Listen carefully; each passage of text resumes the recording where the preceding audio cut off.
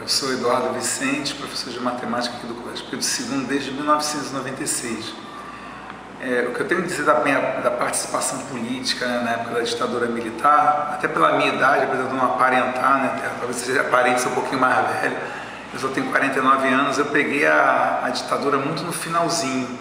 Mas mesmo assim a gente tinha ela foi sentida, né, principalmente dentro da escola. Eu lembro que a gente tinha aula no ensino fundamental, que era o primeiro grau de OSPB, moral e cívica, né? E era repetido aqueles valores impostos pela ditadura militar. E a gente não tinha direito à organização de grêmio, o máximo que a gente fazia na escola eram algumas associações. E eu participei de uma chapa ainda na 8ª série de um grupo, de alguma coisa que se assemelhava a um grêmio. Era um grupo cultural, mas não era um grêmio porque eles estavam proibidos. E nessa época, quando eu fiz prova para a Escola Técnica Federal Celso da Fonseca, que hoje é o Cefet, as professoras de história, principalmente da escola, me chamaram num canto e começaram a conversar comigo. Falaram assim: Eduardo, você não vai poder falar tudo que você fala aqui, você não, tem que tomar cuidado, porque tem muita gente infiltrada, elas eram tadinhas, muito assustadas. Eu acredito, as minhas duas professoras de história, que tinha até o mesmo número, o mesmo número, matemática, o mesmo nome, a Célia Gomes e a Célia Sete, nunca mais esqueci dessas duas, elas me chamaram. Elas eram pessoas extremamente politizadas e foram importantes até na minha formação, mas elas não podiam falar muito, elas falavam muito nas entrelinhas, e incentivavam de uma certa forma a organização da gente dentro da escola municipal pública, né? Quando eu fui para o Cefet, né, eu lembro que tinha essa aula de moral e cívica, tinha um núcleo da Marinha dentro do Cefet, e toda vez que ficava assim 5, 6 estudantes batendo papo num pátio, chegava um inspetor e ficava escutando o que a gente estava falando. E a gente disso não tinha grêmio, a gente organizou o chamado Grupão, que era um grupo de teatro, jornal, uma série de atividades assim. Eu era do jornal e a gente fez uma vez uma reportagem sobre o 1º de maio, dizendo o que era o 1º de maio, dos trabalhadores, né, que comemorava o dia quer dizer, era uma homenagem aos trabalhadores que foram enforcados porque eles lutavam pela jornada de 8 horas de trabalho, e isso aí quase deu expulsão da gente da escola, né? E a coisa foi assim, a gente não era, ninguém ali era ligado a nenhum partido de esquerda, a gente era muito jovem, entrei na escola técnica, eu tinha 15 anos, 16 anos, então não tinha ninguém ali assim, ligado a um partido político de esquerda. A gente simplesmente queria se manifestar, aquela coisa do jovem. E até fazendo um parênteses nisso, né? Hoje assim, eu fico triste que a gente lutou tanto para ter Grêmio, né? E hoje assim, acho que com exceção do Pedro II, talvez alguns Cefet, o Grêmio hoje não existe. O Grêmio de algumas escolas só existe para montar festa, torneio de futebol, né? E a gente lutou muito por isso.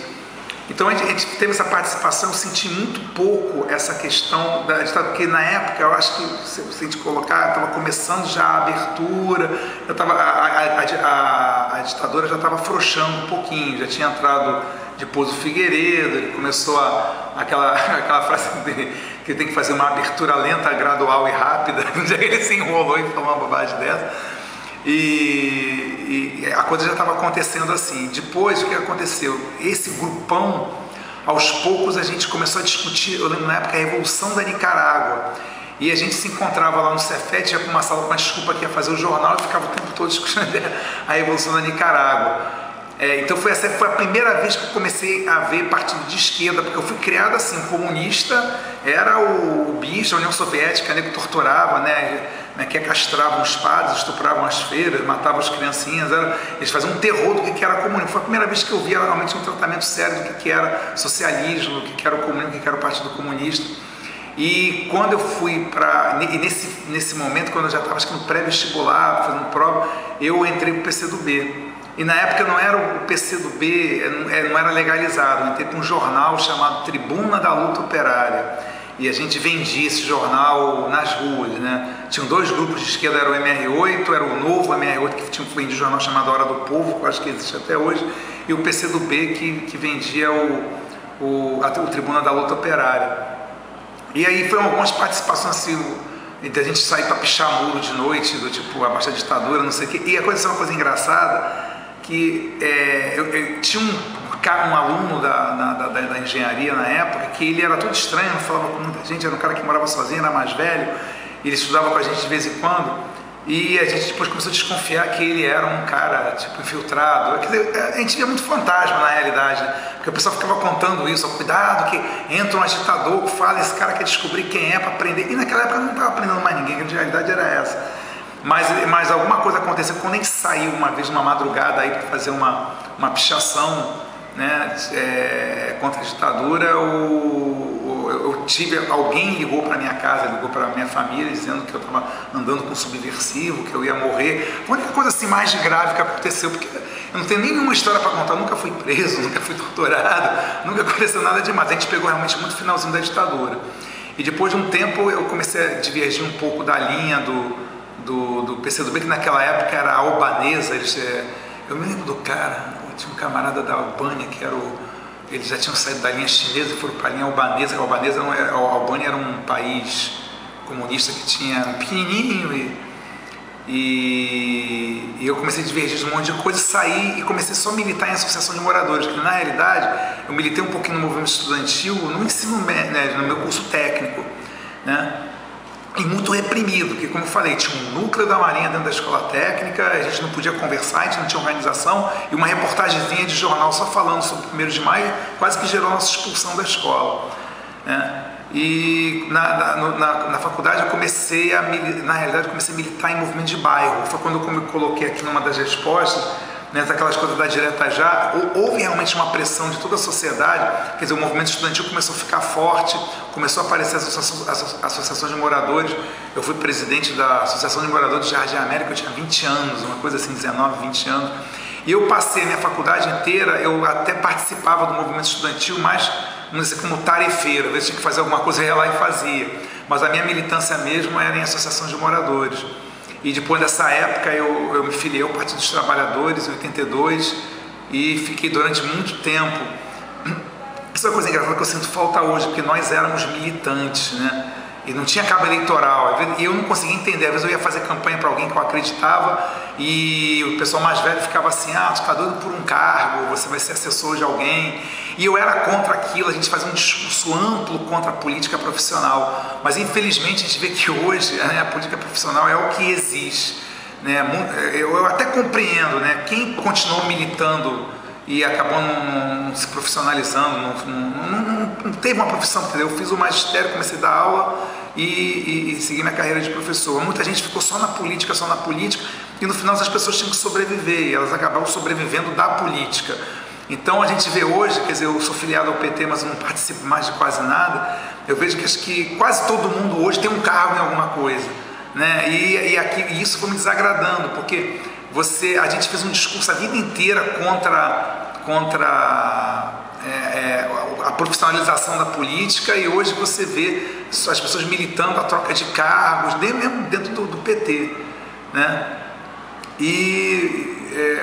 Até por conta disso, por conta desse trabalho, eu passei a não ter, vamos dizer assim, uma participação política mais efetiva durante a minha vida. Eu participo, como às vezes no sindicato, participei muito ativamente no Simpro na década de 80, nós fizemos umas greves na rede particular, e eram assim, greves perigosas, né? Diferente da rede pública, a gente não tinha estabilidade de emprego, a gente podia perder o emprego, a gente era ameaçado, tinha segurança de escola que botava arma na nossa cara, entendeu? Acontecia tudo, foi uma época assim, realmente muito difícil, né? E participei também do movimento aqui das escolas públicas, das greves do Pedro II, né? Mas só que realmente hoje o trabalho acaba te absorvendo tanto, que se alguém te chamasse, vamos participar de uma reunião de alguma coisa, eu não tinha mais aquele tempo que eu tinha quando eu era estudante. Quando eu era estudante, trabalhava, mas participava, mas tinha tempo para participar de alguma coisa, né? Hoje eu não quero passar nenhum discurso pessimista.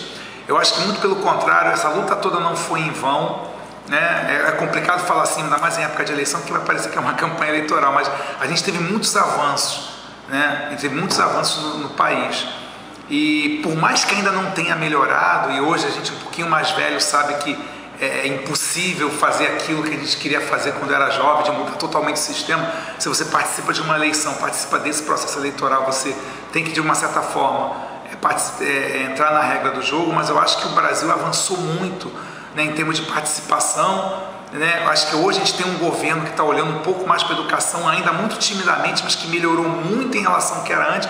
Então, eu não tenho aquele discurso até dos meus ex-companheiros do PT que falam, pá, a gente militou, a gente um monte de otário, a gente ficou enriquecendo esses caras. Tá, a gente está decepcionado com várias pessoas que a gente não desconfiava que entraria na política por outros motivos, né? Que não fosse realmente ideológico. Mas como eu escutei uma vez um camarada aí, a gente descobriu que o nego não rouba só com a mão direita, o nego rouba com a esquerda também. Então, a gente realmente gerou muita coisa ruim, gerou muita gente, a gente se decepcionou, foi oportunista, mas a gente também tem muita gente boa. E tem uma coisa que eu falei aqui, que como eu escrevi muito rápido, eu acho que ela não ficou muito clara, quando eu coloquei assim, em relação a, comparando com os dias de hoje, comparando os dias de hoje com esse grande ativismo político dos anos 80, podemos dizer que a tão aclamada mobilização deu-se apenas porque houve participação das pessoas mais visíveis, como artistas intelectuais. Eu respondi que não, realmente aquela participação foi um momento da sociedade que tinha partido político, associação de moradores, Grêmio, o centro acadêmico, houve uma pressão pelas diretas. E houve uma mobilização. Agora, o que acontece hoje, e eu acho que isso é muito perigoso, que eu coloquei aqui, uma campanha dos meios de comunicação para desmoralizar o Congresso. Não é que eu estou dizendo que o Congresso tem santinho, não. Tá? Tem muita gente que não presta. Agora, a imprensa só mostra o que não presta. A imprensa não mostra, por exemplo, que existe um deputado no Rio que pode ser morto a qualquer momento porque teve coragem de ele, não é nem do meu partido, do partido que eu sou filiado. Né? Ele pode ser morto a qualquer momento porque ele mexeu num vespeiro. Você não enxerga, por exemplo, que teve um secretário da Câmara de Vereadores do Rio, Adilson Pires, que devolveu o equivalente a $1 milhão para a prefeitura, e isso aí não teve ele enxugou a folha de pagamento da Câmara de Vereadores, descobriu que tinha um monte de gente lá que não existia e que existia pagamento, e isso não apareceu. Agora, quando alguém no Congresso faz alguma bobagem, esse cara tem uma visão grande. Por quê? A grande intenção é dizer assim, política é tudo ladrão. Como é todo, por isso são todos ladrões, eu posso votar em qualquer um. Entendeu? É isso que eu fico preocupado. Existe gente boa no Congresso, existe sim, é pouco, mas existe. Agora, quando você começa a desmoralizar as nossas instituições democráticas, isso é muito perigoso, que é um caminho para uma volta a uma ditadura, né? E também é você afastar o povo da participação política, dizer assim, tudo ladrão, por que eu vou me meter nisso?